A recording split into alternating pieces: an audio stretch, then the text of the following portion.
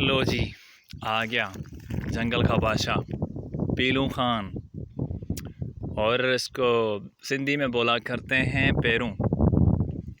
तो दोस्तों ही पेरूं आहिनि।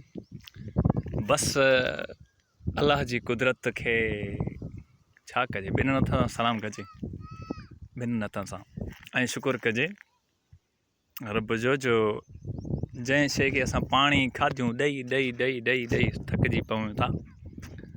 सो रब साईं उन्हनि में बि रोज़ी ॾिए थो। पर ठीकु आहे न, हिननि शयुनि खे न पाणी ॾियूं था, वॾी ॻाल्हि इहा ई आहे, न पाणी ॾियूं था न खाद ॾियूं था, त हिन खे अलाए साईं केॾो सुहिणो ख़ूबसूरत ऐं मिठास भरे असांजे लाइ तयारु करे छॾे थो।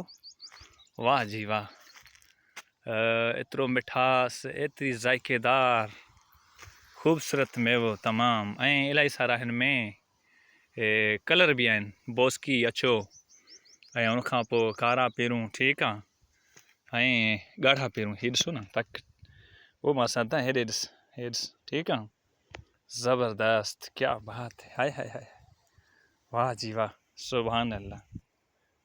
पेरूं पची थिया रास मूं मने हुई बांस अच खाई वञ ख़ैर सां, मिठू वड़ा वो खाई वञ तूं ख़ैर सां।